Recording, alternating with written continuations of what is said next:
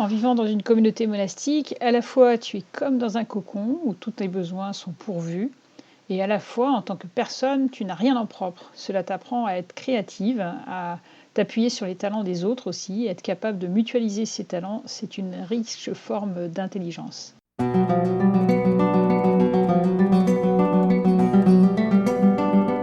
Dans cet épisode, je te partage ce que mon expérience monastique m'a appris ou pas sur l'intelligence financière, force d'appartenance à une communauté et relative précarité individuelle, créativité personnelle et mutualisation des dons. Ça t'intéresse? À tout de suite!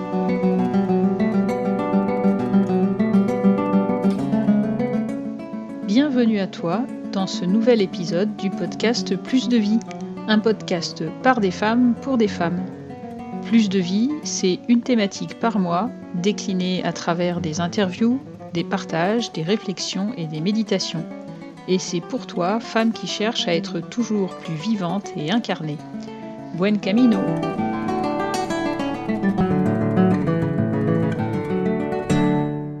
Dans l'épisode précédent, j'ai reçu Céline Laurac qui nous a notamment parlé de l'importance de recevoir. S'il y a bien un lieu où tu apprends à recevoir, car tu ne peux pas prendre par toi-même, c'est le monastère.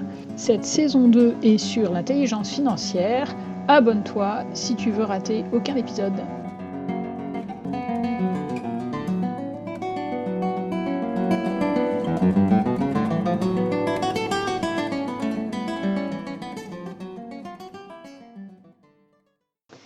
Cela peut paraître paradoxal de partir de mon expérience monastique pour parler d'intelligence financière. Et en fait, c'est vrai que cela l'est.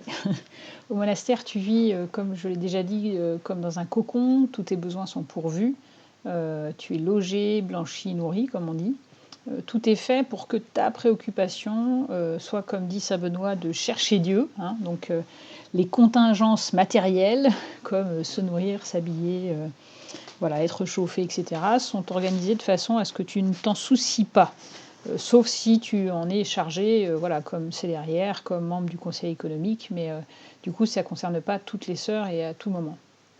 Et donc, ce que je vous disais déjà, c'est que c'est assez, du coup, flippant quand éventuellement tu sors, de te retrouver sans ce cocon bienfaisant qui te protège, quoi. Donc, c'est en vue d'un beau projet, de s'occuper de sa vie intérieure, on va dire, mais ça a ses limites aussi, d'un peu de déresponsabilisation, voire d'infantilisation parfois. Je vais te donner des exemples. On va faire des allers-retours peut-être avec la vie concrète, hors du monastère, je veux dire. C'est pas que dans le monastère on n'a pas de vie concrète, mais pour voir ce qui est transposable, les leçons et les apprentissages que j'ai pu faire à travers ce qui est en positif ou négatif, si je puis dire. On a toujours quelque chose à apprendre. Un des points, moi, qui m'avait paru très irréaliste et qui m'avait surprise, c'est quand j'ai reçu le service de la cuisine. Donc j'ai été chef de cuisine pendant 10 ans, après avoir été aide de cuisine pendant un certain nombre d'années. Eh bien, je demande, est-ce qu'il y a un budget ? Et non, en fait, il n'y avait pas de budget, par exemple. Donc tu fais la cuisine pour entre 40 et 60 personnes, on va dire, et tu n'as pas de budget. Pour moi, c'était assez flippant aussi. Donc je m'en suis fabriqué un pour avoir une idée. On m'a dit, si tu dépasses, on te dira, quoi. Donc je me suis fixée sur ce que ma prédécessrice faisait à la cuisine au niveau du type d'aliments qu'on prenait, du type de dépenses. Mais je me suis fait mon budget, on va dire, en pratiquant, pour avoir quand même une idée de ce que je dépensais et avoir des repères, quoi, parce que sinon je trouvais ça assez irréaliste de partir comme ça. Alors ça, c'est la question du budget. C'est aussi, ça peut peut-être te concerner. Est-ce que toi tu fais un budget ? Alors après, selon combien tu gagnes, c'est peut-être pas utile. Je sais que quand j'ai des moments de ma vie là, depuis que je suis sortie, où j'ai mieux gagné ma vie, il y a un moment j'avais une idée, on va dire, grosso modo, de ce que je dépensais, par exemple, pour la nourriture, mais je me fatiguais pas à compter au centime près, alors qu'il y a d'autres fois où je savais que j'avais 30 € par mois pour me nourrir, et là, pour le coup, je faisais très attention. Donc, le budget, c'est important quand même d'avoir cette notion de budget pour y voir clair pour toi, pour ta vie, selon tes ressources, quoi. C'est important de mettre les deux en lien. Par ailleurs, si je reviens à la vie, bénédictine que je menais, donc je vais parler souvent de Benoît, hein. Benoît, c'est saint Benoît, hein. Donc saint Benoît avait une vision du monastère comme une espèce d'unité en soi, hein, où tout est prévu. Donc, on prévoit, dans le plan du monastère, de l'eau, un moulin, le blé pour faire le pain, pour se nourrir. Enfin, il y a tout qui est à l'intérieur du monastère. Donc, le but étant de vivre l'autarcie, sans avoir à se déplacer, hein. Cela, comment est-ce que ça peut être transposable pour nous? Ça peut être intéressant, d'y réfléchir pour nous-mêmes. Voilà, où est-ce que je vis? Est-ce que, bon, ça veut pas dire qu'il faut forcément viser l'autarcie complète, hein, mais comment est-ce que je peux avoir une certaine autonomie? Moi, je sais que quand je me suis installée là en Normandie, je me suis renseignée auprès de personnes qui vivaient déjà à la campagne et qui m'ont dit: «Non, non, prends pas de poêle à peler, le bois à la campagne, tu en trouves toujours». Et bien m'en a pris de les écouter, parce que, bah, les pellets ont augmenté fortement et le bois, de fait, j'en trouve. Donc, il y a toujours des moyens, voilà, de s'arranger. Donc comment est-ce que je peux être autonome pour l'un ou l'autre chose? Pareil avec les temps de sécheresse qui arrivent, bah, j'avais un ancien système d'assainissement que j'ai laissé, pour en faire une citerne. Voilà, donc comment est-ce qu'on peut trouver des moyens, heu, pour, hem, pour se débrouiller avec, selon la situation où on est? Moi, j'ai essayé de faire un peu un jardin, mais je n'ai pas le temps et ni l'énergie, ni la compétence. Et donc, il y a une AMAP qui s'est créée à côté de chez moi, la ferme Espérance, à Malouis, et donc j'ai décidé de souscrire à cette AMAP. Donc j'aide une ferme locale et moi, en retour, je reçois des bons légumes, qui sont, cultivés, par des gens qui sont compétents pour ça, des légumes de qualité. Donc, comment est-ce qu'on peut faire ce lien aussi? Les pommes de terre, je les achète à un cultivateur local aussi.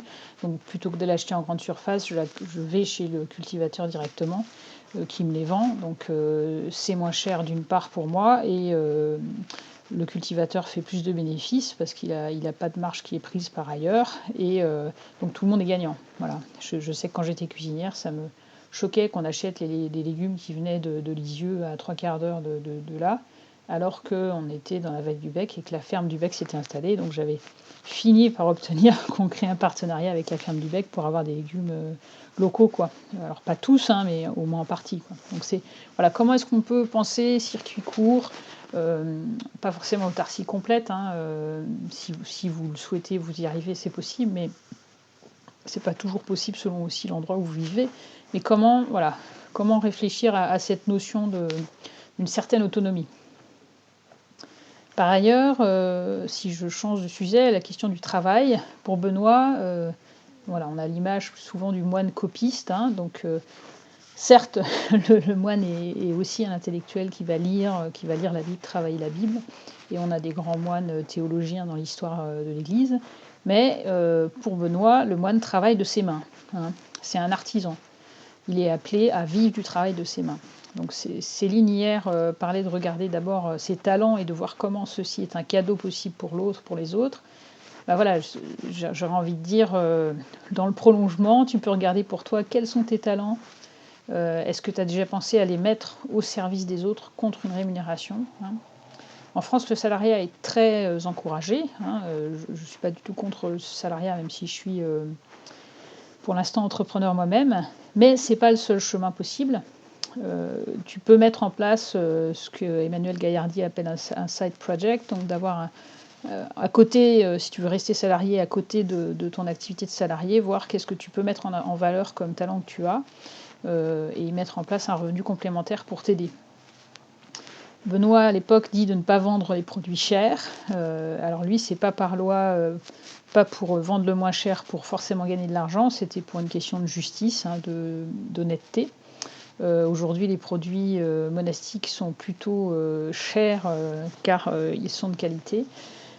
C'est un peu le paradoxe, hein, qu'on voit avec des produits comme le lin qui viennent de Normandie, normalement à 80, et qui, faisaient parfois 2 fois le tour de la planète, pour aller en Chine. Bon, depuis le Covid, avec l'augmentation des coûts du carburant, on a heureusement, bah, enfin une usine qui vient de se réinstaller de lin en Normandie, trouvant que c'était en effet idiot de faire, ces allers-retours. Et donc comment, voilà, toi, tu peux, mettre, au prix, qui est juste, hein, donc, sous-évaluer ce que tu pourrais apporter et pas forcément juste ni pour toi ni pour les autres. Mais voilà, avoir des prix très élevés qui sont abordables par personne, bon, c'est aussi une question. Donc ça, la question des prix, c'est tout un sujet, hein. Tout un sujet. L'autre élément que je voulais apporter, c'est la question de demander. Hein, je disais qu'il y a un lien avec l'épisode de Céline qui parlait de savoir recevoir. Ça, c'est vrai que c'est une des choses qui marque quand tu rentres en communauté, c'est que, y compris quand tu dois changer de brosse à dents, donc c'est vraiment des choses modestes, tu demandes en fait au début quand tu arrives. Donc un stylo, tu demandes, un nouveau cahier, tu demandes. Donc apprendre à demander et à recevoir. Ça, c'est aussi tout un chemin intérieur selon ton histoire, selon ton propre chemin. Moi, je vais t'inviter aussi à savoir demander, hein, demander de l'aide. C'est pas honteux, même si ça peut paraître aujourd'hui, on prétend à une certaine indépendance. La vérité, c'est que on est codépendant, hein, qu'on le veuille ou non. On dépend aussi des autres et c'est pas forcément une mauvaise chose. C'est-à-dire que c'est là qu'on fait société, c'est là qu'on crée ce que saint Paul appelle un corps, donc en parlant de l'Église, mais ça veut dire on est une unité à plusieurs et pas tout seul, quoi. Donc comment j'apprends à recevoir quand on me propose de l'aide? Moi, j'avoue que c'est parfois compliqué pour moi. Je suis beaucoup dans le sauveur et dans l'aide de l'autre. Et j'ai parfois du mal à accepter l'aide qu'on me propose, à l'accueillir simplement. Donc c'est un chemin aussi d'accueil de son humanité. On n'est pas toujours au top et on a parfois besoin des autres. Et c'est OK en fait. Voilà, donc comment accueillir ça? Comment savoir demander? Hein, il y a la parole biblique qui dit « Demandez, vous recevrez ». C'est le Christ qui nous dit ça tout simplement. Frappez, on vous ouvrira. Parfois on n'ose pas demander. Une de mes sœurs de communauté était très forte là-dessus. Elle disait, de toute façon, qu'est-ce que tu perds? Au pire, on te dit non, quoi. Donc, tu ne perdras rien et tu peux gagner tout. Donc, ne pas hésiter à demander si tu as envie de quelque chose. Ça peut te nourrir et t'apporter ce que tu souhaites. Donc, ne pas hésiter à demander et savoir apprendre à recevoir. Un autre point, pour moi, sûrement des plus importants, c'est l'aspect créativité. Comme tu n'as pas d'argent, quand par exemple on fait à la fille et Fanny, on se faisait des cadeaux mutuels, on tirait le nom d'une sœur, on devait lui faire un cadeau, ou on faisait une pêche à la ligne, donc chacun faisait un petit cadeau et on tirait un cadeau à la ligne, et donc voilà, on devait faire un cadeau chacune pour une autre sœur. Mais on n'a pas d'argent, hein. Donc il y en avait qui refilaient le cadeau qu'elles avaient reçu éventuellement l'année d'avant pour l'année d'après. Ça existait, mais c'était une occasion de pouvoir mettre en œuvre sa créativité. Comment est-ce que, à partir de ce que je peux avoir sous la main, je fabrique quelque chose moi-même, je crée quelque chose moi-même pour offrir un cadeau qui soit de valeur. Donc, et finalement, par exemple, les cartes, ça peut faire sourire voilà, quand on vient de l'extérieur, mais par exemple, les cartes de Noël, ça arrivait en effet qu'on recycle des cartes qu'on avait reçues, qu'on remette un papier dessus pour refaire une nouvelle carte et l'envoyer à telle ou telle personne à qui on a envie d'écrire pour Noël. Ou bien de dessiner soi-même une carte. Donc c'est une occasion de faire autrement. C'est sûr que ça prend plus de temps que de faire par soi-même, que d'acheter, on va dire, quelque chose. Ça prend plus de temps, mais ça construit davantage d'être capable ça te construit ta créativité, ça te construit dans ta manière de faire les choses, quoi. Donc c'est plutôt chouette. Et moi, les moments marquants pour moi dans ça, c'était notamment les fêtes, où je me souviens des 50 ans d'une sœur. On a fait tout un spectacle très sympa autour de la Mélodie du Bonheur. Et en fait, pour les 50 ans d'une sœur, et chacune a participé. On a fait tout un décor peint à partir sur d'un vieux drap qui était abîmé, donc on a recyclé pour ça. On a fait des marionnettes avec des vieilles chaussettes et des bouts de laine, et ça a été un spectacle super sympa. Où pareil, la créativité, je me souviens d'une sœur âgée qui participait, parce qu'on faisait on utilisait un morceau qui utilise la gamme, et elle était chargée de faire le la, et le la, elle était un peu sourde, donc elle s'entraînait. Je lui avais dit que la tonalité du téléphone, c'était le la, donc elle décrochait le téléphone régulièrement, et elle s'entraînait à faire la à partir de la sonnerie du téléphone. Donc ça donne des aspects différents que quand on a tout sous la main pour faire tout comme il faut, tout parfaitement. Donc il y a un aspect un peu artisanal là aussi, mais qui permet de réfléchir autrement. Et donc ça, je pense que c'est très pertinent aussi pour notre vie, c'est-à-dire avant d'aller acheter quelque chose, se poser la question: est-ce que je peux faire autrement? Est-ce que je peux créer quelque chose? Est-ce que je peux faire par moi-même à partir de ce que j'ai déjà? Donc voilà pour la créativité. Alors, quelles leçons je retire de cette expérience? La question de la dépendance, hein, donc le fait de devoir dépendre, ça fait réfléchir aussi en creux, on va dire, à la question de l'indépendance.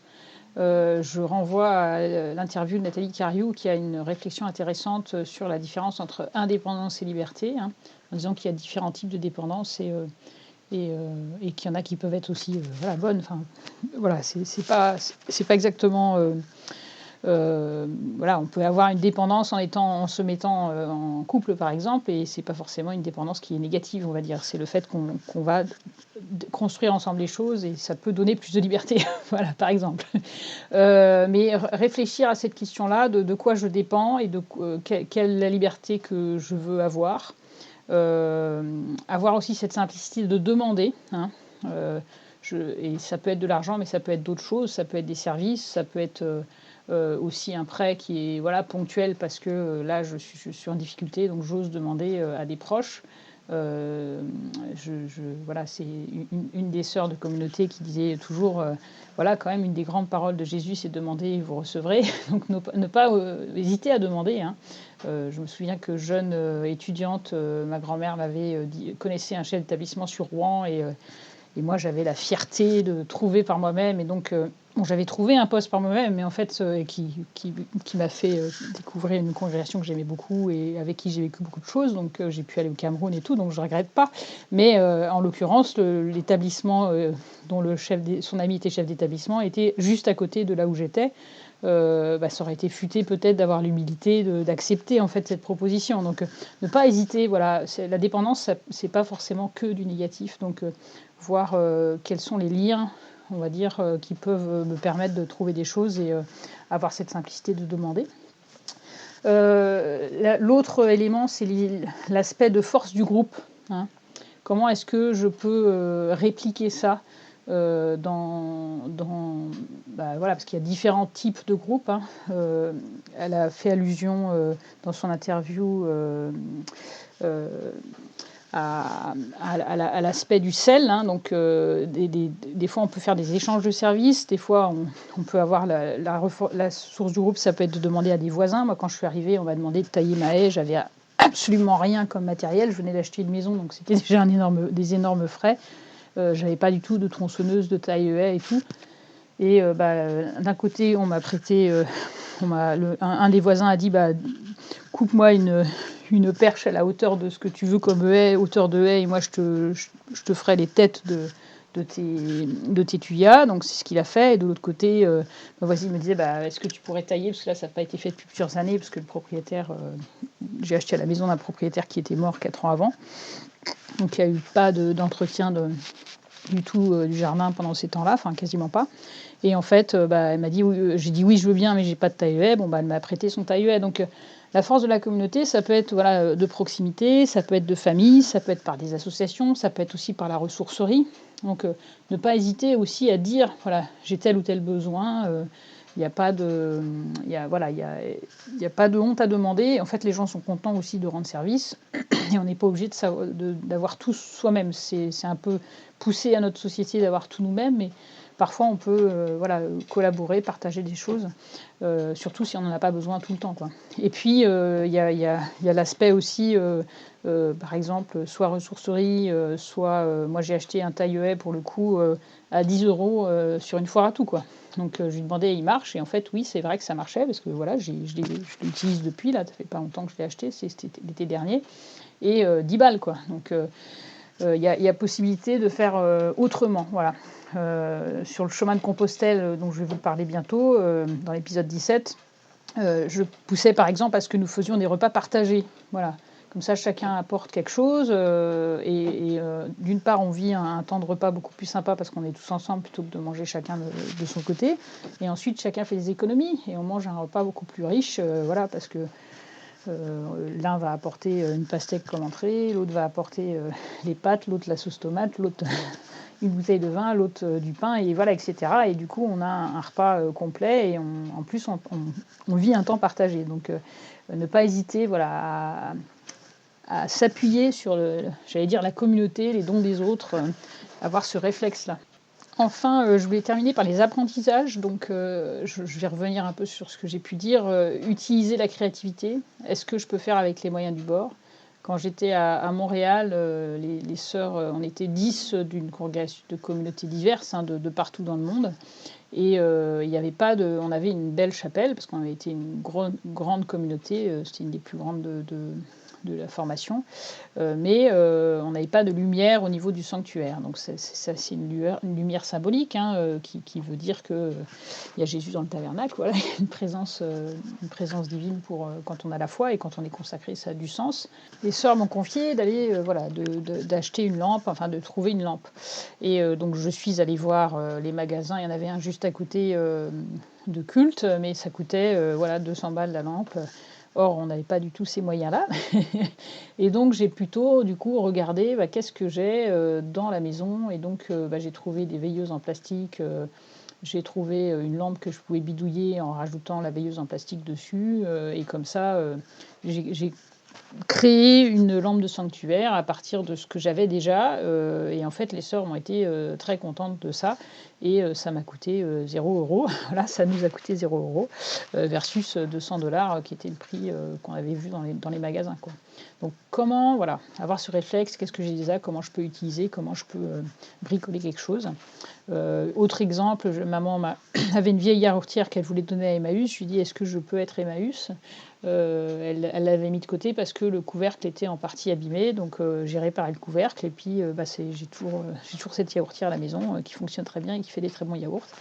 Donc voilà, c'est comment on peut réparer des fois. Là, au Trait d'Union, qui est une association, un café associatif qui s'est ouvert sur Bernay il y a 1 an maintenant.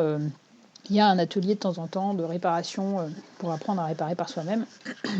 Trouver des moyens comme ça pour ne pas dépenser en plus, quoi. Voilà. Parfois aussi, il y a des histoires d'assurance. Quand on achète quelque chose, c'est assuré pendant tant de temps. Est-ce que je fais réparer plutôt que de racheter quelque chose de nouveau ? Il y a aussi apprendre à être créatif dans ce sens-là.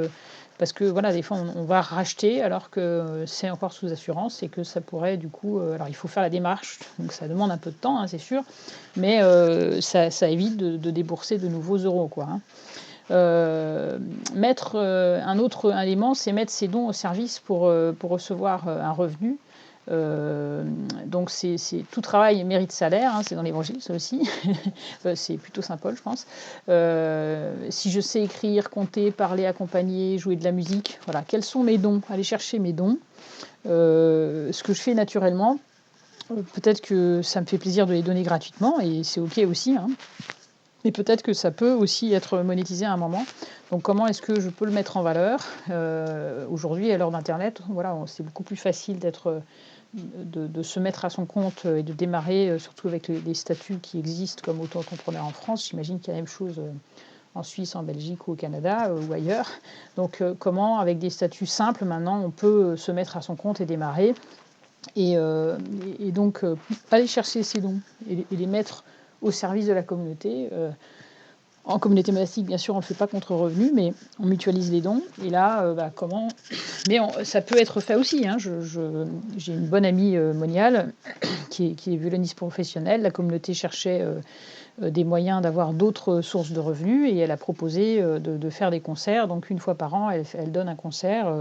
Je crois qu'au début, c'était même avec un vieux monsieur qui était violoniste aussi local. Et c'était une manière d'avoir un revenu. Donc...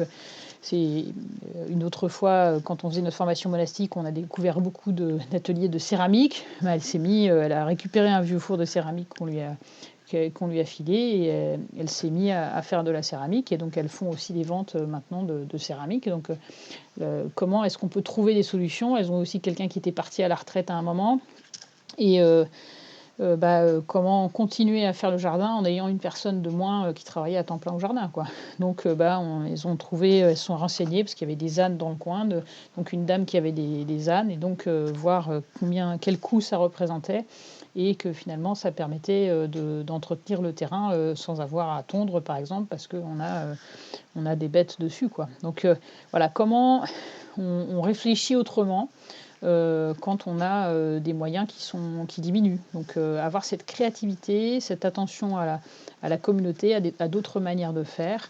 Et des fois aussi, mutualiser les dons, donc s'associer avec d'autres pour apprendre, recevoir de l'autre, se soutenir, rendre mutuellement service. Hein. Donc ça, c'est des choses qu'on vit en communauté, qu'on vit aussi en famille, en couple, éventuellement, avec des amis. Donc comment je réfléchis pas forcément toute seule. Et comment ça peut me permettre de trouver des solutions en ne restant pas seul et oser en parler aussi, hein, c'est assez fondamental. Parfois on n'ose pas dire qu'on est en difficulté ou quoi et moi là récemment j'avais des difficultés financières et en fait, il se trouve qu'une voisine a énormément de bois parce qu'elle a un gros parc. Bon, elle m'a dit, en fait, j'en ai beaucoup trop pour moi. Vous servez quand vous voulez. Ça me fait du bois de chauffage comme ça, gratuit, quoi. Donc, il faut aller le chercher, il faut le couper. Mais je veux dire, quand on sait le prix de l'énergie aujourd'hui, c'est important. Et moi, dans l'autre sens, j'ai proposé à des amis récemment, parce que j'ai un terrain où il y a des bouts de bois qui sont aussi entreposés, de dire vous pouvez aussi venir vous chercher si vous voulez. Moi, étant donné que vous avez à le couper et tout ça, je vous laisse vous servir et vous servez gratuitement, mais ça permet moi de rendre mon terrain plus propre et eux d'avoir du bois gratuit, quoi, entre guillemets. Même s'il y a du travail et du temps à mettre dedans, c'est quand même pas négligeable au coût de l'énergie aujourd'hui. Donc voilà. Donc créativité, mutualisation, c'est un petit peu les deux mots phares. L'artisanat, tout ce qu'on peut réfléchir ensemble avec d'autres et à partir de ses propres dons pour grandir en intelligence et en liberté financière. Donc voilà, j'espère que cet épisode t'aura apporté. Que des idées sont venues, donc n'hésite pas à me les partager, ça me fait toujours plaisir d'avoir des retours. Donc mon adresse est cécile@coachplusdevie.com. Donc n'hésite pas à me dire si tel ou tel élément t'a particulièrement touché, marqué. Et puis à demain. Dans cet épisode, je t'ai partagé les apprentissages reçus de ma vie monastique pour grandir en intelligence financière, sortir de la dépendance, s'appuyer sur ses talents et la force du collectif pour pouvoir avancer sur ce chemin de liberté.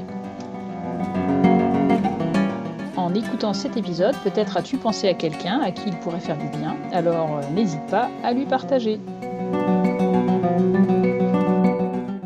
Dans le prochain épisode, je reçois Nathalie Cariou, la formatrice en intelligence financière en France depuis 12 ans. Nathalie est concrète, a une analyse fine et complète du rapport à l'argent. C'est que du bonheur et elle était très généreuse, ça dure près d'1 heure. Dans les notes d'épisode, tu trouveras justement un lien vers le défi liberté de Nathalie qui commence fin janvier. D'ici là, buen camino!